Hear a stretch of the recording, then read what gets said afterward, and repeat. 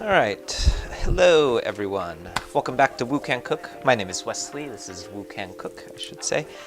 Today I'm doing a Chinese, or I should say Beijing styled noodle dish that's super common, at least here in America, is super common. Noodle dish called Zha Jiang Mian. Zha Jiang Mian is one of those noodle dishes that transcends across a whole bunch of different Asian cultures, which means that it has been done and is done very commonly in many different ways. So depending on where in the world you are and like who's cooking it, it can look very different. So today I'm going to do it the way that my dad used to make it. So it will look pretty authentic, but also looks pretty Americanized too, because we grew up in America. So if you have any questions for me, feel free to drop your questions in the comments. Super excited because of the last stream of 2020, and I'm on my way to a New Year's Eve barbecue right after this. So super excited.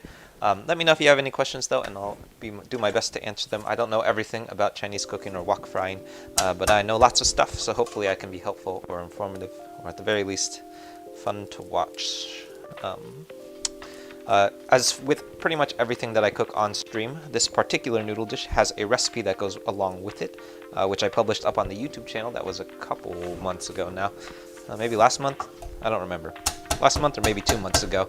That's up on the YouTube channel, as with pretty much everything that I make. There's a recipe associated with the stream.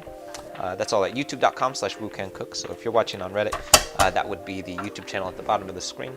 If you're watching on YouTube, you're already there. That's the YouTube channel that you're on. Lots of fun stuff going on over there. In addition to the recipes, I also publish the schedule of things that I cook on live streams. That's always going to pop up on the YouTube channel too. So if you want, you can follow along with what I'm cooking. You can pick up the ingredients too, and then you can cook along with me. So it's always more fun to cook with other people, not just watch me cook stuff. Or you can just watch me cook more stuff on the internet too. Also fun too. So as with many savory Chinese dishes, I'm starting by crushing and mincing some garlic. As you can see, my garlic is pretty old, and this is what happens with your garlic when it starts getting kind of old, as it starts sprouting. It's essentially growing into a new piece of garlic. So that's okay. You don't need to throw that stuff out. Just make sure that you pick out those green stems, because you probably don't want to eat them, because they will probably give you indigestion. So pick that stuff out, but once you pick it out, it's totally edible. So for my garlic, I'm crushing and then giving it a good or a rough slice. I don't have to do much for the mince, because once you crush the garlic, it's pretty much just going to fall apart anyway. So you don't need to do all the work of doing a fine mince like we are about to do on our ginger. So, Crystal, you're making Thai noodle soup. That's awesome. Yeah. I haven't made a Thai noodle soup in a long time. Thai noodle soup is tricky. It's very spicy. Happy New Year, though. Yes. Alright, so for our garlic, I'm setting this aside, and next we're moving on to our ginger. Unlike garlic, you can't just crush your ginger, which means that we actually do have to do a mince, but not to worry, because it's not that difficult to do either. So for my ginger, I like to peel it with the back of a spoon. I find that that goes a lot better than taking out your potato peelers and being really aggressive with the peel, because the skin of ginger is actually pretty thin, so it comes right off with the back of a spoon.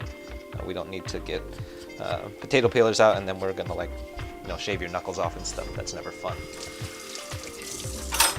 So just use the back of a spoon, it comes right off. So for our ginger, this might be a little bit too much ginger, but I think it'll be okay. For my ginger, I'm going to do a fine mince, which starts out by doing a large dice. So I'm going slices down the middle, one down the center, and then I'm just going straight down until we have our large dice. One more time for the other half. So slices down the middle, one down the center, and then that's our large dice. Then for our fine mince, very simple. Just run your knife through your large dice, and that's your fine mince.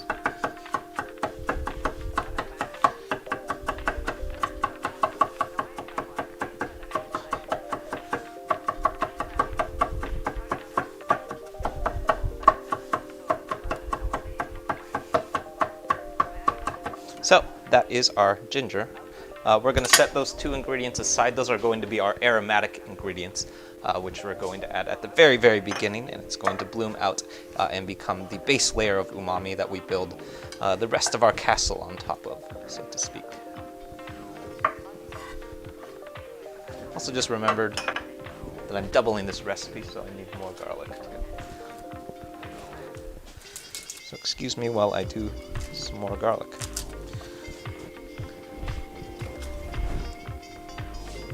So again, if you weren't watching earlier, this is essentially what garlic looks like when it gets really old. We have big sprouts coming out of our garlic. We don't want to eat this stuff, but it also doesn't mean that you have to throw the garlic away. Just pick out those sprouts because you don't want to eat the sprouts. Also, if you clean your ginger, you can give it a good crush, and those skins should come right off. So give it a good crush with the back of your knife, and then once it's crushed, all of the skin pretty much just pops right off. I've seen a whole bunch of different hacks for getting the skin off of ginger. I've seen this one weird hack where people are putting garlic in between two metal bowls and then shaking the crap out of it. And I don't know that that actually works. I know that it will definitely make a whole mess because you're going to have garlic skin flying everywhere. And I also don't know that it works. So.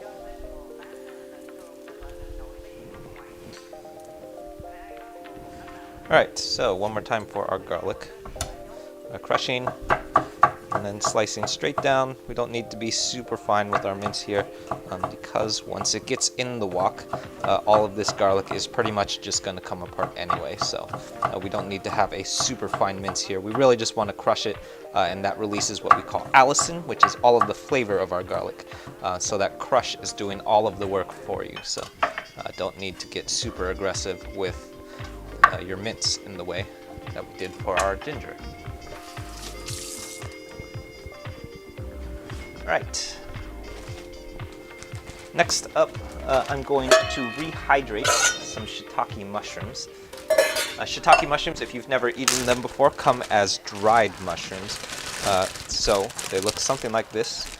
Depending on what kind of shiitake mushrooms you get, they can be thinner or a little bit thicker. Mine are pretty thin because they are from a boutique mushroom shop, so they're fun and super thin. But keep in mind that the thicker that they are, the more time it will take to rehydrate. So these actually rehydrate pretty quickly, which is one of the reasons why I love them. They're also a little bit more flavorful. But I also have super thick shiitake mushrooms that take a super long time to rehydrate. They take like 15-20 minutes. So there are some really, really thick shiitake mushrooms that I have to, sometimes it's like even the very, very first thing that I do is rehydrate those shiitake mushrooms. Because they can take a really, really long time. So these ones, because they're pretty thin, will probably only take about maybe 5 minutes, maybe a little less than that even. All right, next up, we're moving on to our garnish. So we're going to do some cucumbers and carrots for our garnish. So if you are familiar with the Zha Jiang Mian, cucumbers and carrots not super traditional in a Zha Jiang Mian, at least not super traditional in a Chinese Zha Jiang Mian. But it is definitely the way that I grew up eating it because it's the way that my dad always made it, which was how we made it as Chinese Americans living in California, which is topped with carrots and cucumbers. So really the gist of it is that the garnish should be some form of thinly sliced raw veggies. So more commonly, or at least more traditionally, you might see it done with bean sprouts. Sometimes you'll see it done with lima beans. All of these things pretty traditional, but in the Wu household, we always did it with carrots and cucumbers. So it also means that since we're not going to be cooking these carrots and cucumbers, that we need to slice them pretty thinly. They essentially need to be the same size and shape as our noodles because they're not actually going to get cooked. So if we cut them too thick, they won't really be edible. We're going to have really thick, chunky and chewy bits of carrots and cucumbers, which is not what we're after. So I'm going for, in this case, a julienne cut, which is, in my opinion, one of the most annoying cuts, at least in my repertoire, is the julienne cut.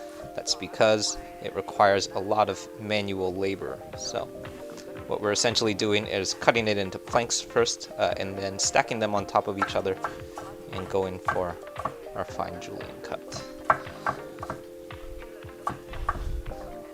And our goal here is to get our carrots into the general shape and size as our noodles are going to be in.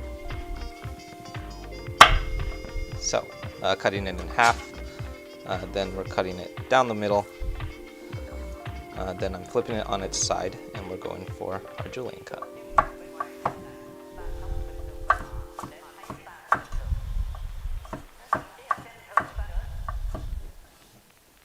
Yes.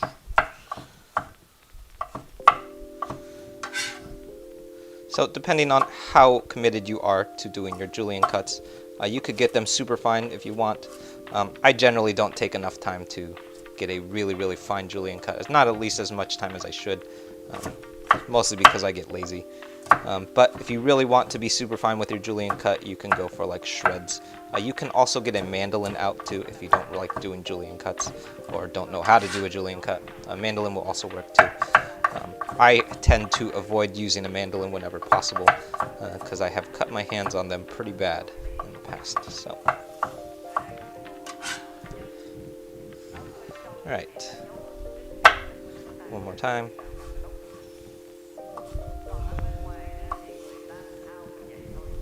Hello to everyone just joining. My name is Wesley. This is Wu Can Cook. Today we're cooking a Beijing-styled noodle dish called Zha Jiang Mian. Zha Jiang Mian, if you're not familiar with it, is one of those noodle dishes that transcends across a whole bunch of different Asian cultures. So I know that I have definitely eaten Korean and Japanese versions of Zha Jiang Mian. The Korean version also is based off of black bean sauce, but uses a lot more fish elements, so it's a super fishy dish. The Japanese version uses ramen, which I thought is super interesting. The Chinese version in particular, it relies very heavily on the use of black bean sauce. So almost everything else that I'm using today can be substituted with something else. So like for example, these veggies or our carrots, you can substitute that with any other kind of veggie that you want. But the real kicker is that you absolutely do have to have that black bean sauce. If you don't have black bean sauce, you can't really make Zha Jiang Mian. It's probably the most important ingredient. Almost everything else though can be either left out or substituted for sure. If you have any questions for me, feel free to drop your questions in the comments. I don't know everything about Zha Jiang Mian, but I know lots of stuff, so hopefully I can be helpful or informative, or at the very least, entertaining to watch. As with pretty much everything else that I cook on stream, there is a recipe video that goes along with this particular version of Zha Jiang Mian, which is a little bit more Americanized than a super traditional Zha Jiang Mian. And that's because I learned how to do it from my dad, who, while born in China, grew up since the age of I think 16 in America. So the way that we, as a family at least, have always cooked Zha Jiang Mian is a little bit influenced by like living in California for the last, I don't know, 32 years, 33 years. I don't remember when my parents immigrated here, to be honest. So maybe even longer than that. So in particular, the American elements that we're incorporating right now are the use of carrots right now. So in a really traditional Zha Jiang Mian, you probably would not find the use of carrots.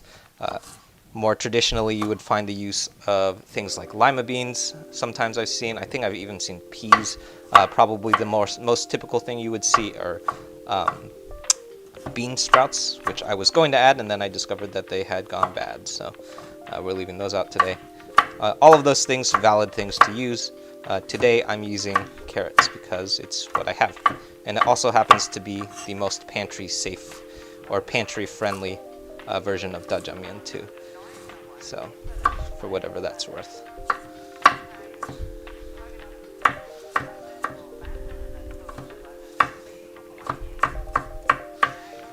Alright. Almost done with these carrots. So if you didn't hear me say it earlier, I also mentioned that the julienne cut is one of my least favorite cuts in the world because it just takes a lot of work. You have to do a lot of very manual labor, and there's no real way of like rushing through a julienne cut. You just kind of have to do it. But I'm starting by cutting my carrots into planks, then stacking them on top of each other, and then cutting downward for thin strips. So if you've done it properly, they should be in the general shape and size as your noodles, which is going to be really important because these are not going to get cooked at all. Alright, so that's our carrots. It's a lot of julienne cutting.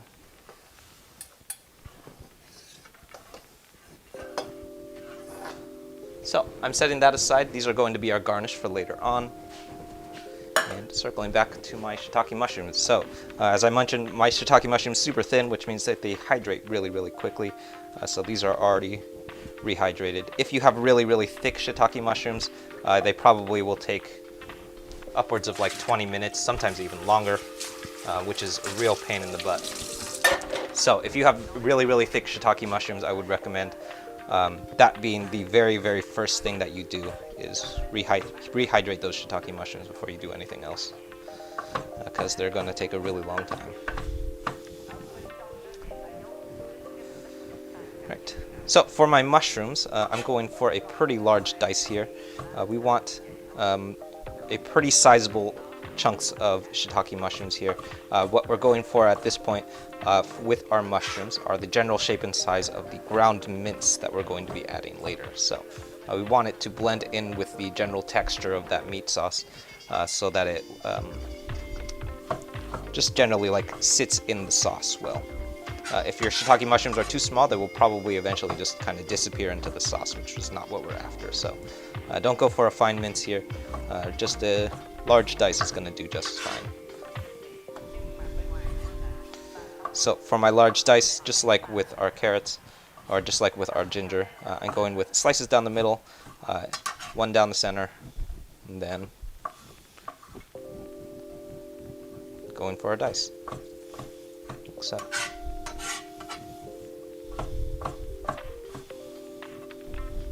So I'm starting out with strips, lining them up, and then cutting them down the center for our dice. One more time. And that ought to do it. And that is our mushrooms.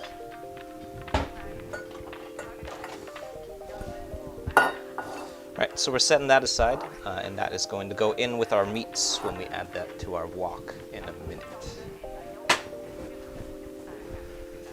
Let's see. Last up, I'm going to assemble the sauce for our Zha Jiang Mian, which is going to be comprised of a few things, but most iconically, the element of a Zha Jiang Mian that is very, very iconic and kind of like critical to the whole sauce is the use of Chinese black bean paste. So that would be this. So Chinese black bean paste comes from the fermentation, as the name implies, of black bean paste, or black beans. So it's very, very salty. It's very forward in umami. This stuff is very, very pungent. So that means that you need to use it pretty sparingly. In my original recipe, this calls for just 4 tablespoons of black bean sauce for the entire dish. Today I'm going to be doubling it, so we're using 8 tablespoons of black bean sauce.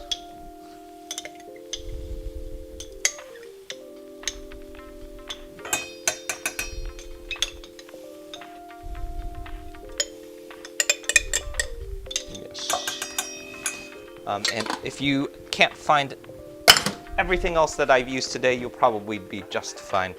The one thing that you absolutely have to have is this black bean sauce. Everything else, if you can't find it, you can probably substitute it or even just leave it out. But black bean sauce, though, is the one element you can't do a Zha Jiang Mian without black bean sauce, for sure.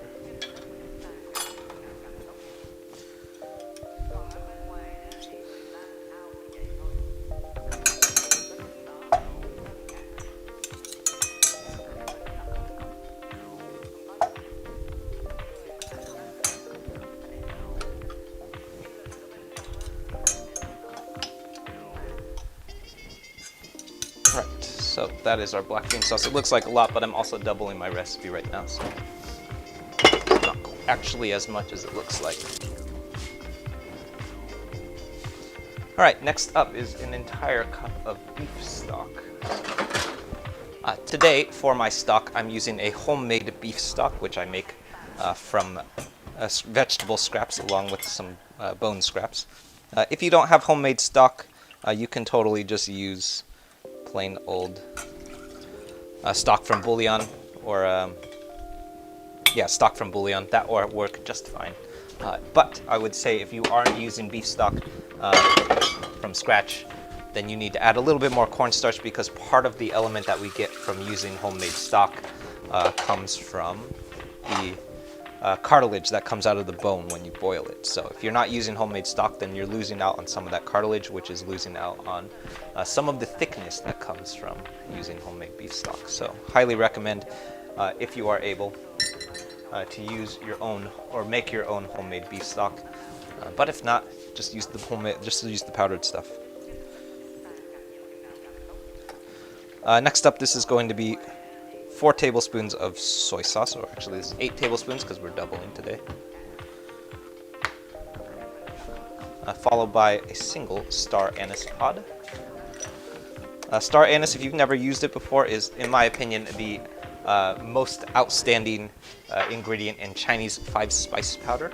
So if you've ever had Chinese 5-spice powder, that's probably the most prominent flavor that you're eating is star anise. Not enough. Next up is Chinese cooking wine, which is called Shaoxing wine. If you've never used Chinese cooking wine, it is very, very close to a dry cooking sherry. So if you can't find Chinese cooking wine, just go pick up some dry cooking sherry, and that's probably also going to be a little bit easier to find too. Right, so that's 4 tablespoons, or 2 tablespoons if you're not doubling, 4 tablespoons if you are doubling. And then the same amount of rice vinegar, which is going to add quite a bit of brightness to our overall dish.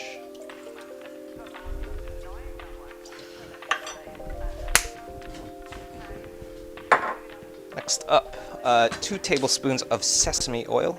Sesame oil is very, very fragrant and pungent, which means that you need to use it very, very sparingly when you do use it. Otherwise, it will immediately overpower pretty much anything that you're cooking. So use that stuff very sparingly.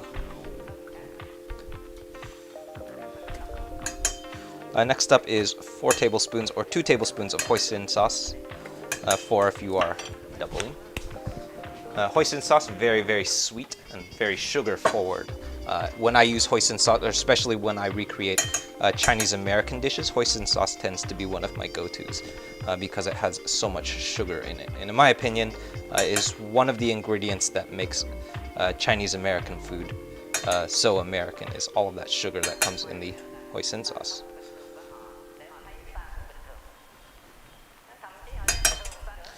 Alright, last up is 2 tablespoons of oyster sauce, or 4 if you are doubling. Oyster sauce, as the name implies, comes from the fermentation of oyster.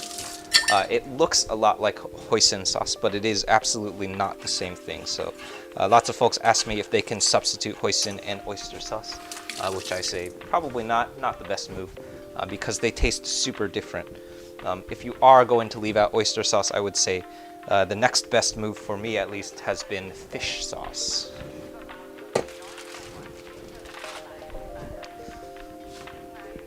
Right.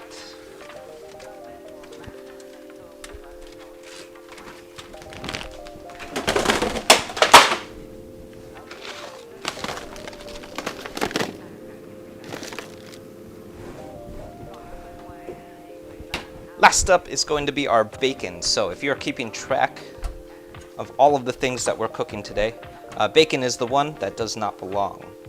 More commonly in a Zha Jiang Mian, or at least if you do see a pork element in a Zha Jiang Mian, more commonly you would see the use of pork belly, which in my experience, at least here in California, a little bit harder to find. It's not impossible to find in California, but you have to go looking for it a little bit harder. You definitely have to go behind the deli counter if you are shopping at a local grocery store, or more likely you probably have to go to a butcher shop to pick up pork belly. So When I make Zha Jiang Mian, very frequently what I use in replacement of pork belly has just been plain old thick cut bacon. And what I love about thick cut bacon is that it has a lot of fat. So thick cut bacon, in my opinion, probably like 50% fat most of the time. So is super useful for rendering out pork fat. So lots of times in Zha Jiang Mian recipes, you will even see recipes call for just plain old pork fat. So not even looking for the use of pork or the incorporation of pork. We're really just looking for the incorporation of the fat from pork. So very, very frequently when I use thick cut bacon, that's really what I'm after, is all of that fat. I do a similar thing when I do things like in Italian cooking. We do the same thing with pancetta. What we're going to do is render out all of this solidified fat, turn it into a liquid form. That's going to go on to be the medium that we use to cook in. So in replacement of our cooking oil, we're going to use bacon fat.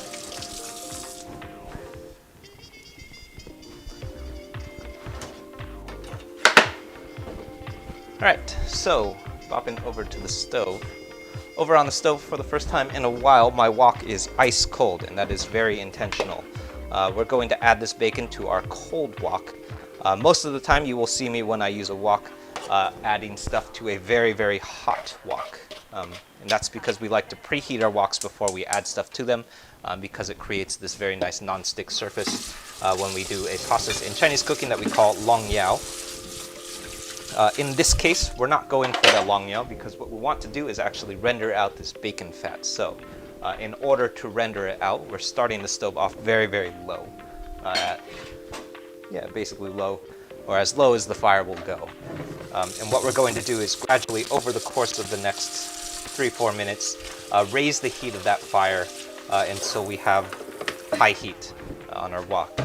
But we want to do it very, very gradually so that we're able to render out as much of that fat as we possibly can into a liquid form. So we're going for liquid bacon fat, and in order to do that, we need to raise this temperature of our wok very, very slowly. So in a lot of like Italian and even French cooking, you will frequently see this done in big cast iron Dutch ovens, which is essentially done by putting bacon into a cast iron Dutch oven and then just turning it on.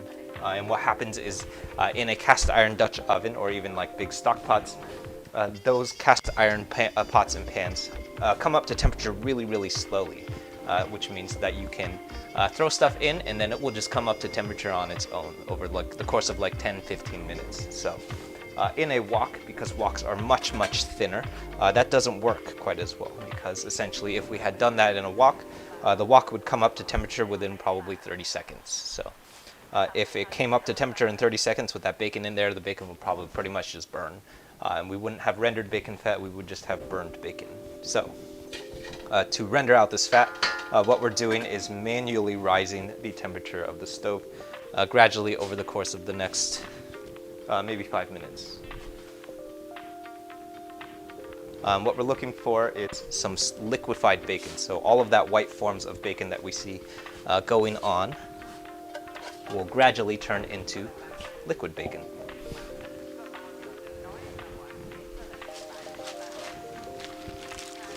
Right, while that's happening, walk back over to our cutting board. I'm going to do a quick marinade on our meat here. So I have done Zha Jiang Mians with pretty much every kind of ground meat that you can imagine. I've definitely done it with ground beef. Ground pork is probably the most traditional thing that you can use in a Zha Jiang Mian.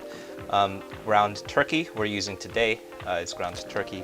I've done it with, pretty sure I've done it with lamb. Pretty much any kind of ground mince that you can get your hands on, probably going to work just fine.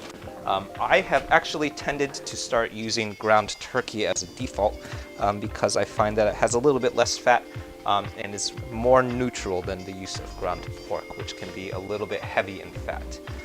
Which means that since we're already adding so much pork fat with our bacon, the use of ground pork can be a little bit heavy in fat for me, which is not really what I'm after all the time. So, to our ground turkey, I'm adding 4 tablespoons, or actually 8 tablespoons of soy sauce as our marinade, followed by a pinch of kosher salt, and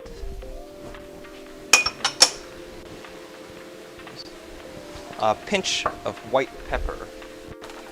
I love using white pepper in marinades. You've probably seen me say this. If you watched these streams before, you've definitely heard me say this, is that white pepper works really, really great in meat marinades. So if you're looking for something to amp up your meat marinades, I would say white pepper, the way to go.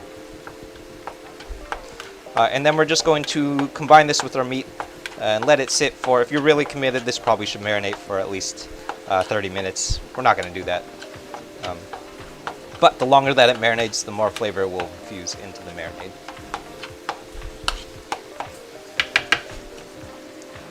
I would say that's probably going to marinate for about 5 minutes. That'll be enough time. All right. Back over on the stove, you'll notice that our bacon fat is already rendering into liquid form pretty quickly. We're at about medium heat, and we're aiming for high heat. So over the course of maybe another 2 minutes, this is all going to turn into a liquid form, which is what we're really after. Not so much after the use of bacon, so we don't care as much about big bits of bacon, although we obviously love bacon. What we're really after is all of that liquid at the bottom. So bacon fat, pork fat, what we're after here.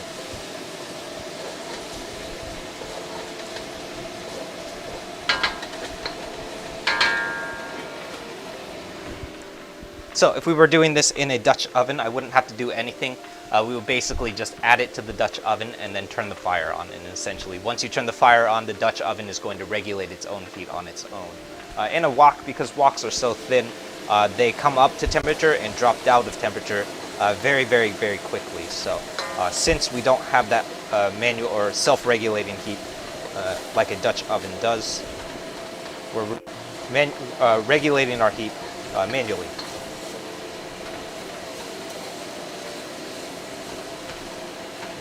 And by bringing up our heat very, very gradually, that's rendering out all of that bacon fat into a liquid form, which is what we're after. It's that liquid bacon fat.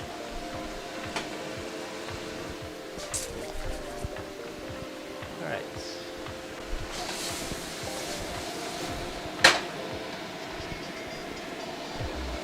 All right, we're at about high heat at this point. Now we're just going to let that continue to render.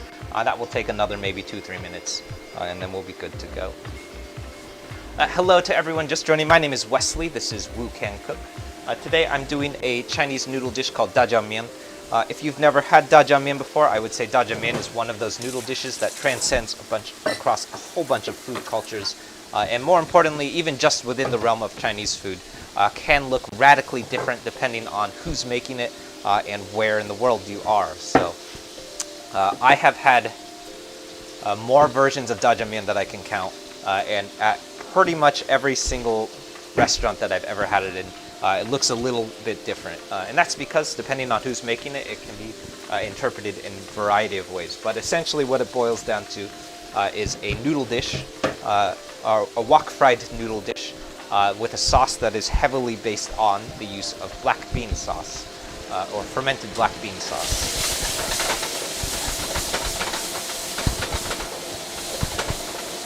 Yeah, that's bacon fat right there.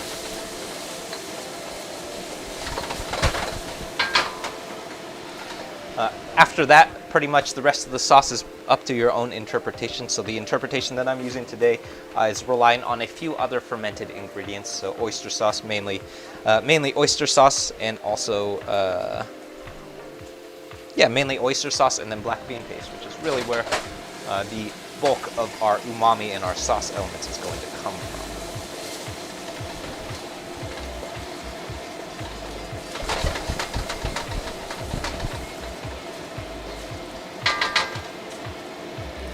All right, so our bacon is rendering out very nicely. You will start to notice that once our stove reaches high heat, the rest of this dish is going to start coming together very, very quickly. So probably the rest of this dish is going to happen within 2-3 minutes. And that's because wok cooking happens very, very fast, since wok heat is very, very high. So since we have so much high heat, wok cooking happens super quickly. So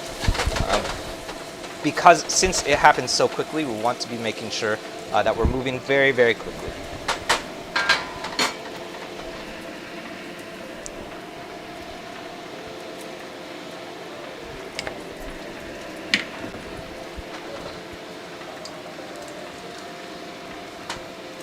Alright, so I'm taking my bacon fat. I bolstered it with a little bit of vegetable oil because I wanted there to be a little bit more bacon fat, but there just wasn't. And I'm giving my wok a nice swirl to coat it in our oil. And then what I'm going to do, you see this happen in a lot of street cooking, is I'm pushing everything to one side and I'm adding my next ingredient, which is going to be our aromatic elements. So we're moving everything to one side, and then I'm adding my garlic first, followed by my ginger. And then we're going to let that go for just long enough until it becomes fragrant. That's why we call it aromatic elements, is because they're the elements that we're looking for aromatic qualities. So in this cake, we're waiting just long enough until you start smelling garlic and ginger. It's usually for me about 10-15 seconds. But really you want to be using your nose. So smell. Do you smell garlic and ginger? It's time to go.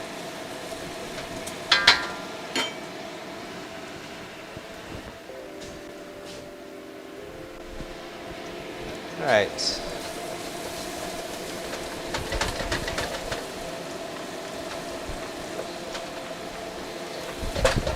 Yes, that is looking nice. So, real quick tip off. What I'm noticing right now is that there's not a lot of sizzling happening in my wok, and I'm pretty sure that you can hear that. What that's an indicator of is that there's not enough heat in the wok right now.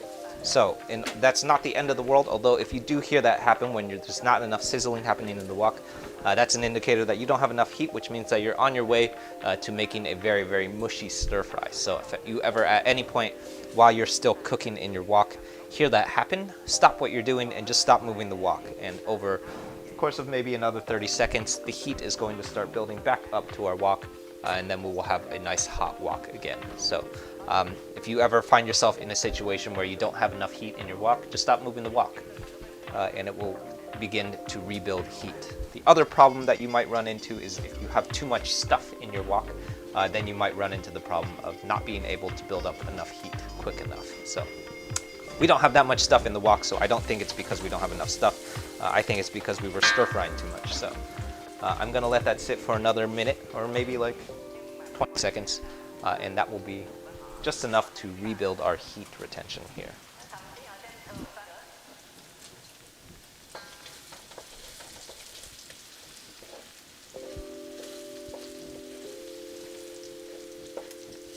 Yeah, that's nice. All right, so I'm going to do the same thing again. I'm moving everything to one side, clearing some oil in our wok, and then repeating the same action, but with our ground beef this time, or ground turkey. And that's the sound that we're looking for, is that nice sizzling sound. That's the sound of a lot of heat in your wok. So every time we add something to the wok, that's the sound that we're looking for, is that nice sizzle.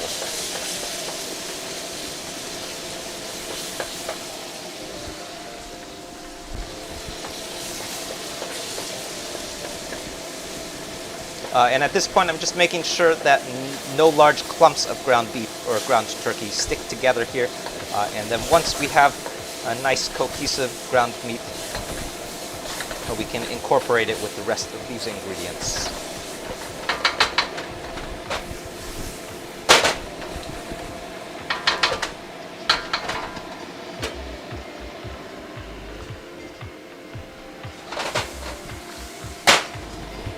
Yeah, that's looking good.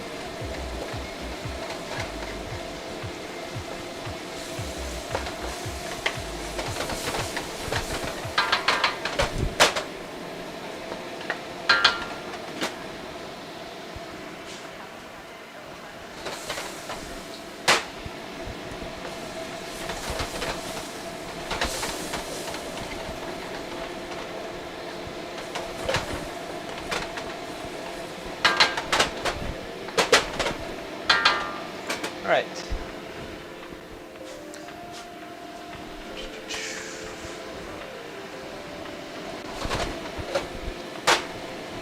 so we're gonna let this go. That will take maybe another minute, maybe a little bit less than that, to get a nice color picked up on our ground meat. Then I'm adding my shiitake mushrooms next.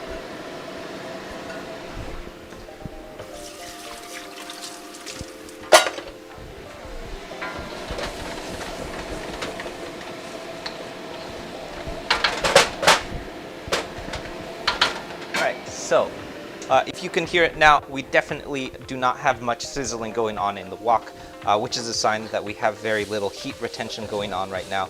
That's because there's a huge amount of stuff going on in the wok. And if at any point you are still cooking and you hear that happen, that means that you're on your way to a super soggy stir fry.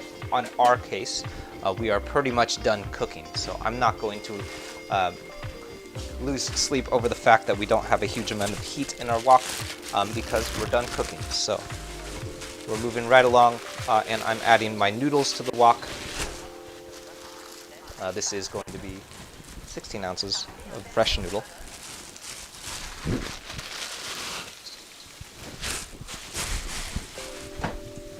Followed by our sauce.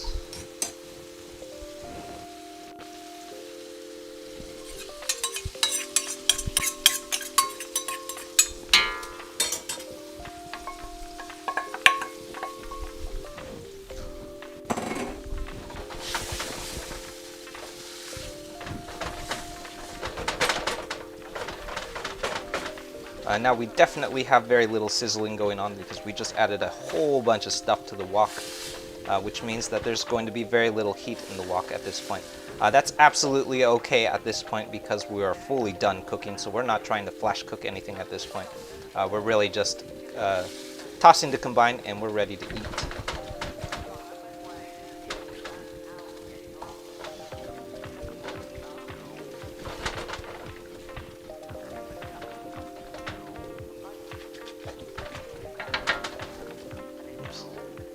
Starring as well.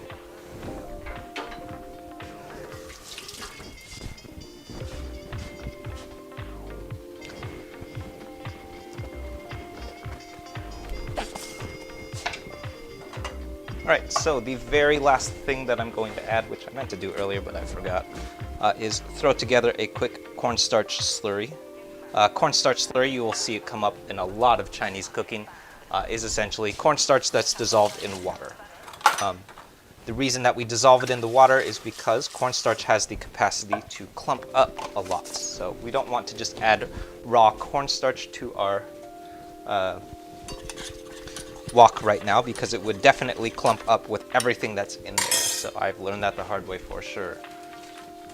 And you will find that as soon as that cornstarch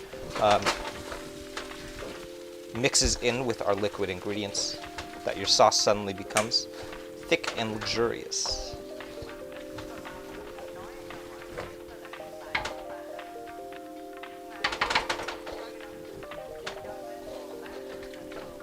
And that is it.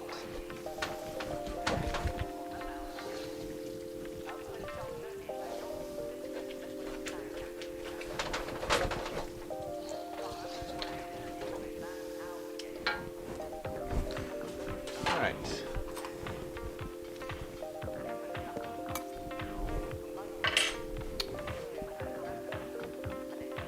I'm going to season with just a pinch of salt.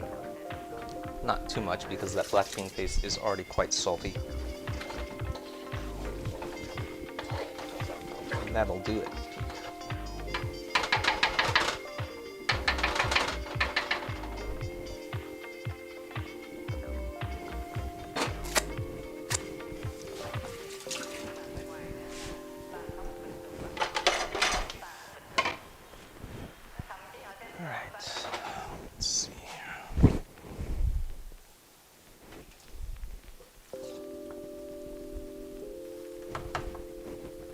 So the last thing we want to do every time that we use a wok, and I have started saying this at the start or at the end of pretty much every stream at this point, is clean out your wok. Very, very important. When you're done using a wok, especially carbon steel or cast iron woks, is empty it out. That's because all of these things have a strong capacity to stick to your wok. So right now, while the wok is really, really hot, you have this really nice non-stick surface going on, which means that when we rinse it, most of this is just going to come right off. So if you wait until, say, after you're done eating to pick all of this stuff off, you're going to find yourself in a position where you have to do a lot of scrubbing and just generally doing stuff to your wok that you don't want to be doing. So do yourself a favor and clean your wok before you start eating.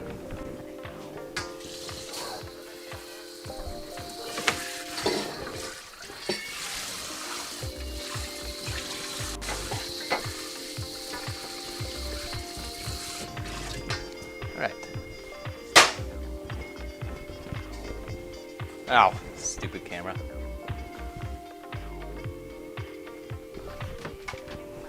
Thank you for catching that. There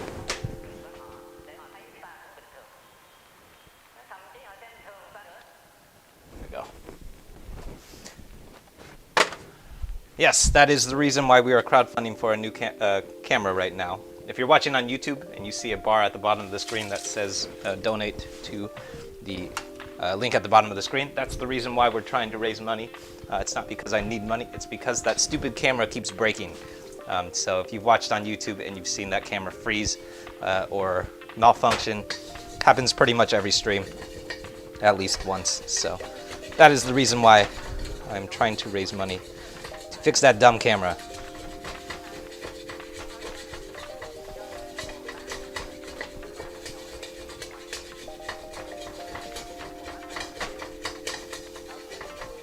Right. So I guess I could show you this. I messed up a little bit and I didn't move the noodles well enough while I was cooking. So there's a little bit of stuff that's stuck to the bottom of my wok. That's totally okay, don't panic when that happens. It just means that you have to scrub it off. We don't want to use anything too abrasive to scrub carbon steel woks. And I found that the best way to remove this stuff, or at least the most gentle way of removing it, is to use wooden utensils. So use the same utensil that you've been cooking in. In my case, this is a wooden spoon. Sometimes folks use a wooden spatula. All of those things gentle enough to remove those things that are stuck on without also removing your seasoning. And then the last thing that we want to do is put it back on the fire and let it come back up to temperature.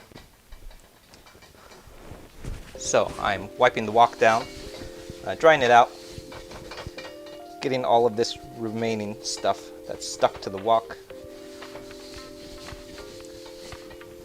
And then I'm going to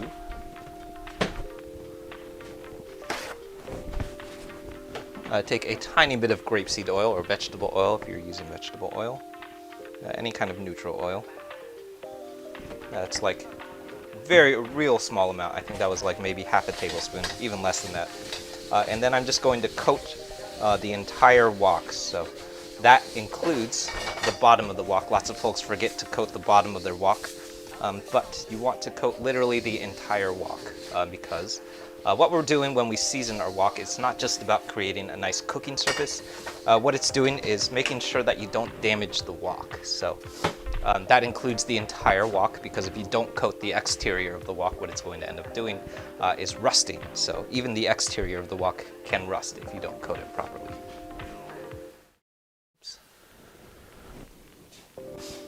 All right, so that is my Zha Jiang Mian. This is a huge amount of Zha Jiang Mian because I'm feeding 7 people today, and we're taking it to a New Year's Eve barbecue. So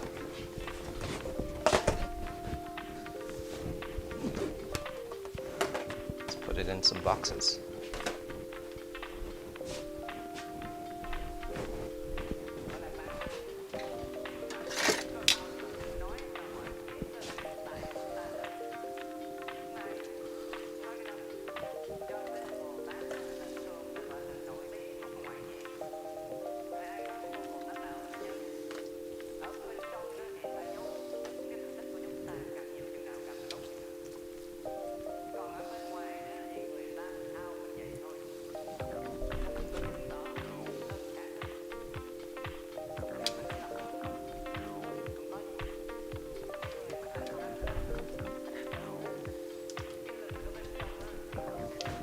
Next up, I'm finishing this all off with my carrots.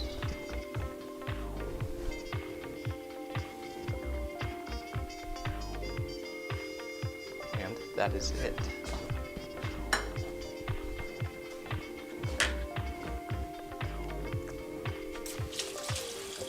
Yeah, it's real nice. That's very umami forward.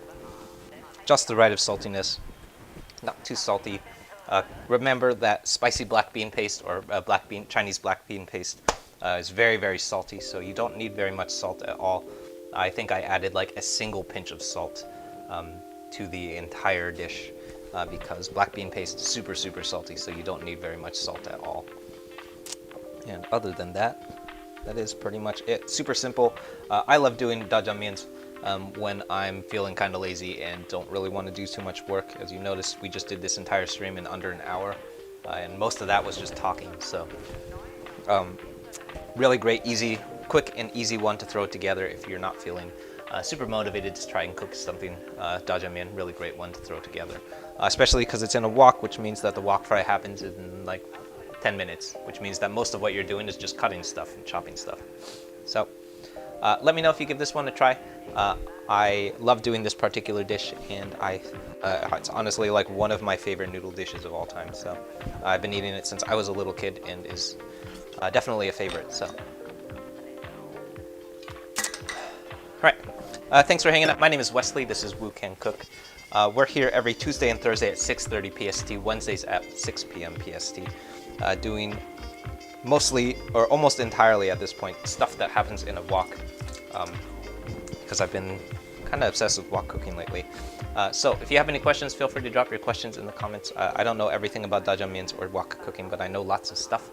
If you haven't already, if you're watching on Reddit, or if you're watching on YouTube. If you're watching on YouTube, you're already there. That's the YouTube channel that you're watching. You might already be subscribed to. If you're watching on Reddit, it's the YouTube channel at the bottom of the screen. Every Tuesday and Thursday, we're here at 6:30, Wednesdays at 6 o'clock. And every Friday, which is tomorrow, there's a new recipe video that pops up on the YouTube channel. So tomorrow we are releasing a recipe for Panda Express Beijing beef, which is super fun and really, really tasty. Definitely not super traditionally Chinese, but it was really interesting. It's always super fun for me to dive into like Chinese American food and take a look at what makes Chinese American food so American, and like what happened to Chinese food when it came to America, and why it became the thing that it is today. So when I do like Panda Express hacks, for example, a lot of what I'm doing to make Panda Express hacks taste like Panda Express is just like adding a whole bunch of sugar and like amping all of the sauces up to 11. Like that's super fun and interesting for me. So the version of Beijing beef that we did, that's in the recipe tomorrow, has a nice tempura batter, so it's super, super crunchy. With an Angus steak. So that's coming up tomorrow.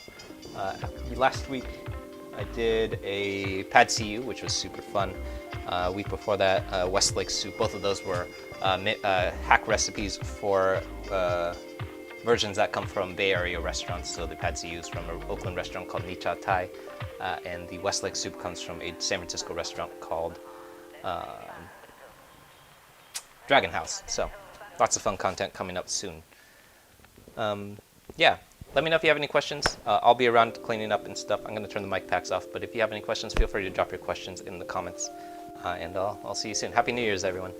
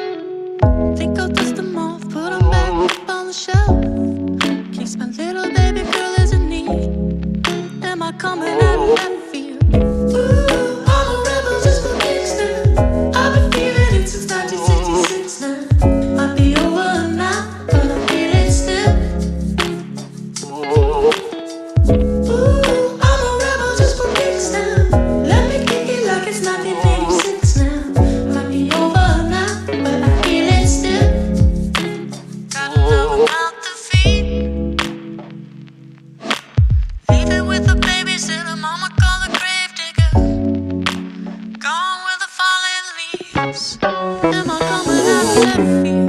Ooh, I'm a rebel just for kicks now. I've been feeling it since 1966 now. Might have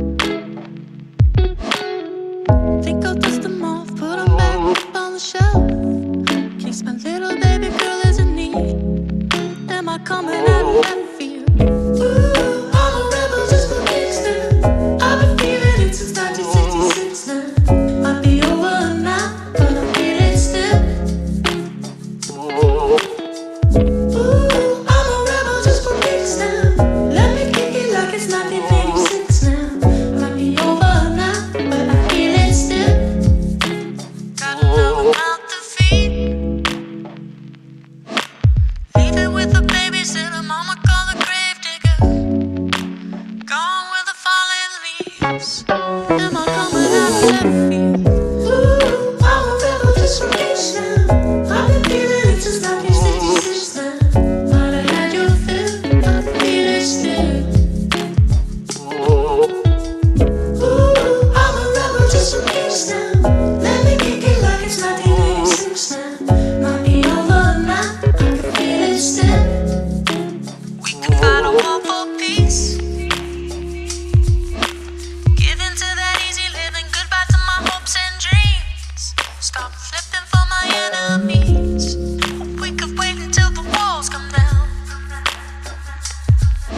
It's time to give a little to the kids in the middle, but oh, until it falls, won't bother me.